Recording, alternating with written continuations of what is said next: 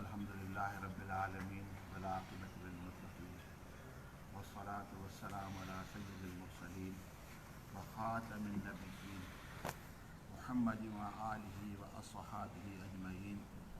अम्मा बाद फ़अऊज़ु बिल्लाहि मिनश शैतानिर रजीम। बिस्मिल्लाहिर रहमानिर रहीम। क़द कान लकुम आयतुन फ़ी फ़िअतैनिल इल्तक़ता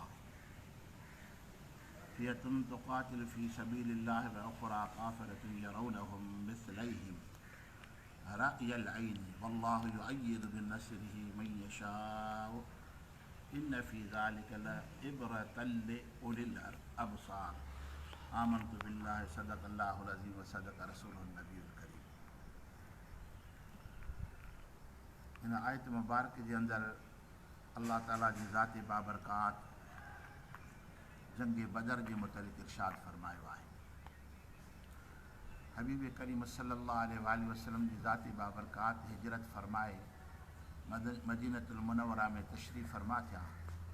हिजरत जे ॿिए साल अल्लाह ताला जी ज़ाती बाबरकात पंहिंजे महबूब करीम सल्लल्लाहु अलैहि वसल्लम जी ज़ाती बाबरकात खे जिहाद जी इजाज़त अता फरमाई। रमज़ान मुबारक जो महीनो हुयो। अल्लाह जे महबूब करीम सल्लल्लाहु अलैहि वसल्लम मदीने पाक खां लश्कर वठी करे बदर जे मैदान में आया। काफ़ी मंज़िल परे आहे, वेझी मंज़िल न आहे। अल्लाह ताला जी ज़ाते बाबरकात इरशाद फरमा त क़द कान लकुम आयतुन फ़ी फ़िअतैनिल इल्तक़ता। बेशक आहे वाक़ई तव्हांजी निशानी ॿिनि गिरोहनि में, ॿिनि जमायतुनि में इल्तक़ता जॾहिं ॿई पाण में टकर खाधऊं, ॿिन्ही पाण में जंग कयूं। फ़िअतुन तुक़ातिलु फ़ी सबीलिल्लाह, हिकिड़ी उहो गिरोह जेको अल्लाह जी वाट में जंग करे पियो। व उख़रा काफ़िरतुन यरौनहुम मिस्लैहिम रअयल ऐनि, ऐं ॿियो गिरोह जेको काफ़िरनि जो हो, जेको उन्हनि खे पंहिंजे पीण में ॾिसे पियो ज़ाहिरी अख सां। यानी काफ़िरनि जो लश्कर जेको हुयो 950 किन 1000 बि लिखियो आहे, जेके मके पाक खां हलिया ऐं उन्हनि वटि सादो सामान घणो कुझु हुयो। उन्हनि वटि उठ हुआ, घोड़ा हुआ, हथियारनि जी का कमी कोन हुई। नबी करीम सल्लल्लाहु अलैहि वसल्लम जे सहाबनि वटि सिर्फ़ु 8 तलवारूं हुयूं, 2 घोड़ा ऐं कुझु उठ हुया, ऐं उन्हनि जो तइदादु 313। मुंहिंजे महबूब करीम सल्लल्लाहु अलैहि वसल्लम जा सहाबी सगुरा जेके हिमत ऐं जुरत सां उतां निकिता ऐं अल्लाह जे महबूब करीम सल्लल्लाहु अलैहि वसल्लम जे मथां निसार थियण जे वास्ते, दीन जे हक़ जे वास्ते रवाना थिया। ऐं हुननि खे पक हुई काफ़िरनि खे त हे असां त जंग खटींदासीं, हिननि में कहिड़ी ज़रूरत आहे जो असां सां मुक़ाबिलो कंदा। हुननि वटि कुझु आहे ई कोन। अल्लाह ताला जी ज़ाते बाबरकात उन जी कैफ़ियत खे क़ुरान पाक में इरशाद थो फरमाए त व उख़रा काफ़िरतुन यरौनहुम मिस्लैहिम रअयल ऐनि। जॾहिं काफ़िरनि जी नज़र मुस्लमाननि जे मथां पई त ॾिसनि पिया त पाण खां उन्हनि खे ॿीणा पिया नज़र अचनि।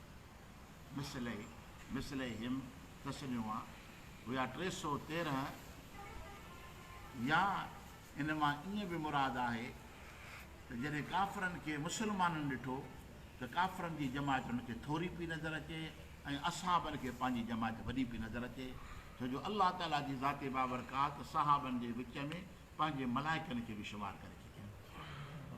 ख़ुदा जी मदद ईअं ईंदी आहे। अल्लाह जी मदद जेका जॾहिं पहुचे थी तॾहिं कामयाबी मिलंदी आहे। ख़ुदा जी मदद खां सवाइ कामयाबी आहे।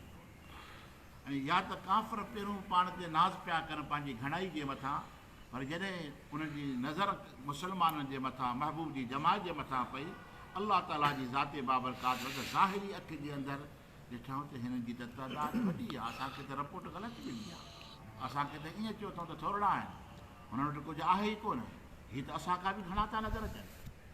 अल्लाह ताला जी ज़ाते बाबरकात उन्हनि जी अखियुनि जे मथां अहिड़ो हिजाब हणी छॾियो जो घबराए विया।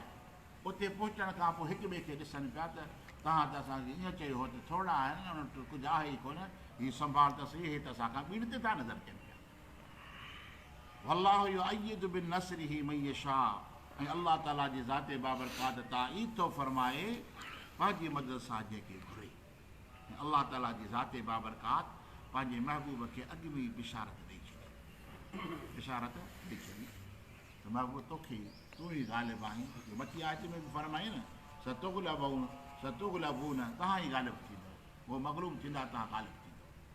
ऐं अल्लाह ताला पंहिंजे महबूब सां इहो वाइदो फरमाए।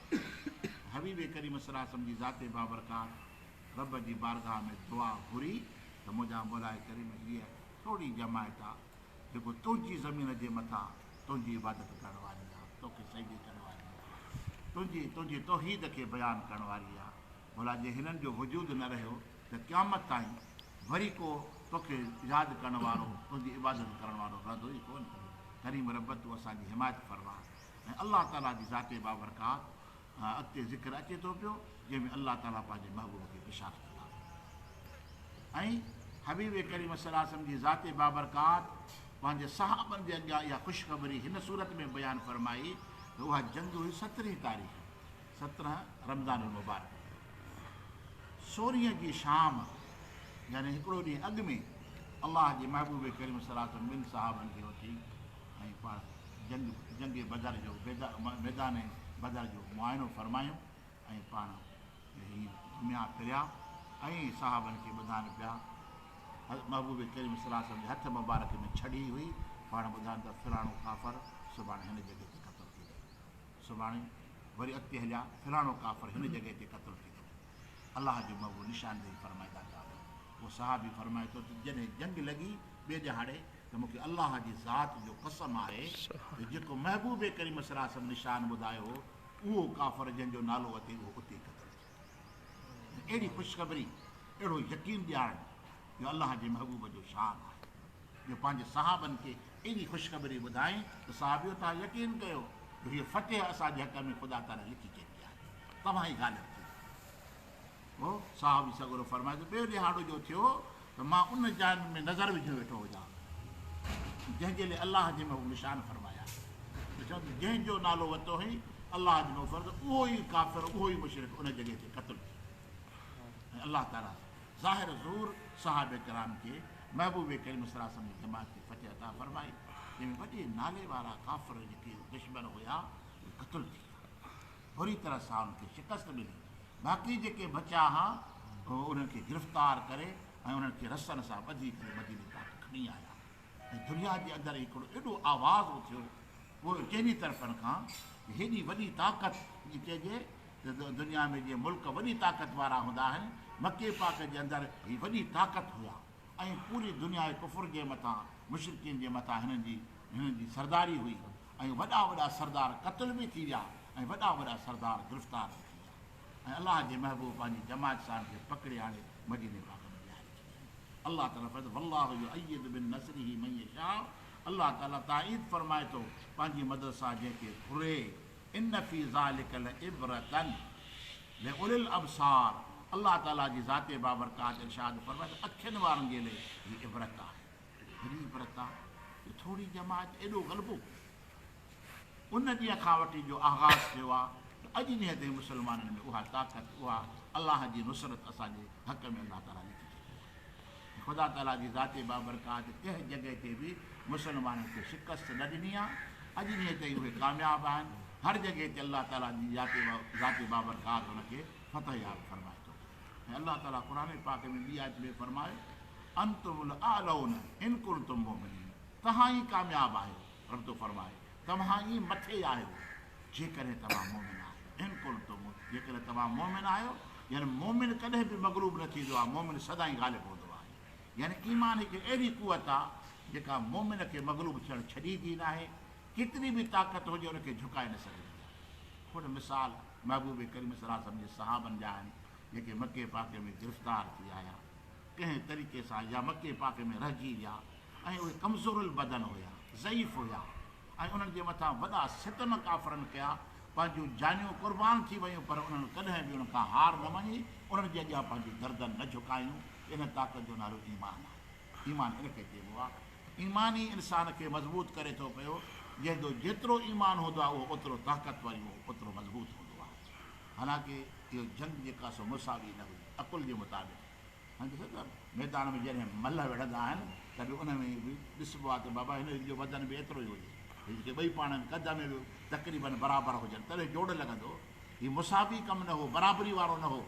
हिकु अहिड़ी जमात जे वटि हथियार बि कोन्हे को, दिफ़ाई सामान बि न आहे, खाइण पीअण जी खुराक जो इंतिज़ाम बि पूरो कोन्हे को, ऐं उहा वॾी दुनिया जी ताक़त सां टकर खाए ऐं साबित करे ॾेखारियईं त क़यामत ताईं अलाह ताला जी ज़ाती बाबरकात मुस्लमाननि खे ग़लबो ई ग़लबो नसीब करे। ख़ुदा ताला जी ज़ाती बाबरकात असांखे अमल करण जी तौफ़ीक़ अता फ़रमाए। वमा तौफ़ीक़ी इल्ला बिल्लाह।